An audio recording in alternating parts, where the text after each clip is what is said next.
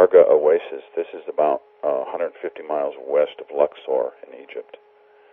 And there's a geographer named Farouk El-Bas from Boston University has the theory that these were the natural models for these pyramids that they built on the Giza Plateau. Mm-hmm. Now, in northern Arizona, you'll look at my book and you'll see three major mountains. Humphreys Peak is the highest point in Arizona.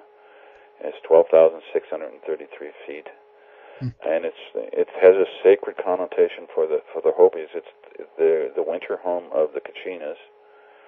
But there are these two other peaks right by it. And it's my belief that these three major mountains that where the Kachinas live during the winter are kind of reflect or mirror the three Hopi mesas that I talked about in the first segment, that the Hopi now live on, and they settled on in about 1100 A.D.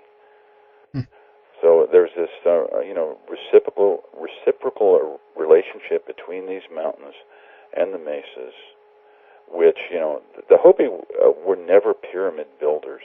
They didn't get into that like the Maya did. Right. But they did use the mesas in a similar way, as if, to make them higher up towards the sky gods. And they used these natural mesas, and they built upon them and built their villages on them to be closer to the sky gods. So they were using the mesas in the same way that the Maya used the pyramids. Right. And the Egyptians, of course, as well. But it's kind of interesting that these three major mountains in the San Francisco Peaks in Arizona kind of reflect the three Hopi mesas. Indeed. So there's a whole cosmological terrain that the Hopi were very comfortable in living in. It's a sacred territory, right, that they inhabited.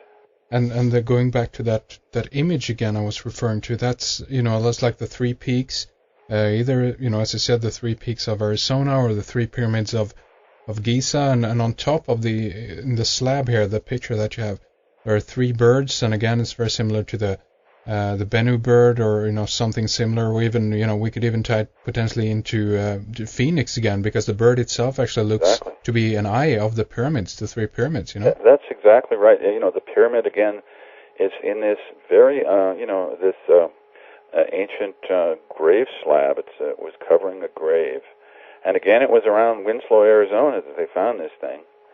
In the late 19th century, they found this.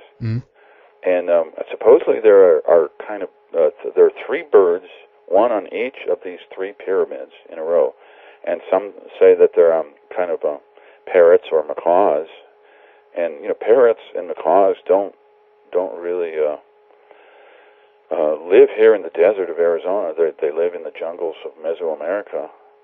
But there was a big trade network with the Maya. And they've found parrots and macaws buried in burial sites around the American Southwest. But on this particular grave slab that you mentioned, there's a parrot or macaw sitting on each one of these. And again, this represents transcendence, or to the next world. The bird on top of the pyramid. It's the same symbol that the Egyptians had. For representing the Bennu bird. It's interesting that, talking about pyramids here, that a little linguistic oddity here, that the Hopi word Saaka means step ladder, and there's a major step pyramid at Saqqara, a very, very similar word. How do you spell that? Linguistic. How do you spell that Hopi word? S-A-A-Q-A. Saku. Okay, interesting. Yeah, again, here we go with this is the. Well, I mean, again, it's there are reports and researchers out there who's following this idea that way back when we had basically one language that covered the globe, the original language. I've heard it referred to as such, and this is something again that it's very traceable. Words is something that popped up, and the similar roots and things like this again. So it's very interesting. And I even heard about the correlation between different Hopi terms and Tibetan terms, and actually that there are actually in reverse. Interestingly enough, I think the word, I can't remember it on the top of my head now, but I think the words sun were... Sun is the moon and the moon is the sun, something like that. Was that one too? Yeah, because I know that like for love and hate or something like that, the words, the opposite words meant the same. It's like very interesting. So. Oh yeah, and the Hopi and the Tibetans, they share a lot of the same cosmology. For instance, the mandalas of the Tibetan are the same. The Hopi have directional colors, 4 directional colors, and they're the same direction. Same as the Tibetan mandalas. So there's a lot of layover there, or overlapping of cultures. Do you know why they picked those particular colors? We're talking about, let's see here, it's yellow, black, red, and white, isn't that right? Yeah. Do you know black why or blue sometimes, yeah. Okay, do you know why they picked just those colors? Do you know why? Their primary colors, and I mentioned before the Lakota in South Dakota, they have a similar kind of color directional system. I think it's probably derived from an ancient global culture that had this symbology and basically spread it around the globe. And so sometimes you might find variations where west, or usually west is black or blue, connoting the nighttime, where the sun goes down. But right. Sometimes you find variations, slight variations in like what is east and what is south, Right. But there's these primary colors, these 4 basic colors, are found all over the world and connected with a directional system. They're always connected with these 4 directions.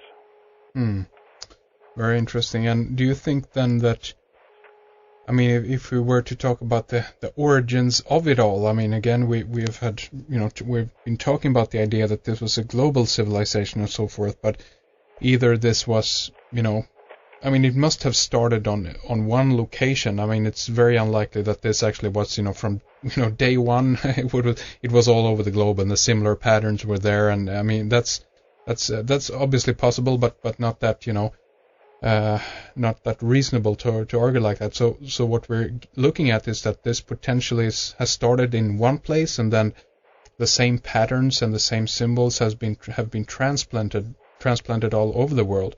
What's your idea in regards to where this originally comes from? Do you have an idea about that?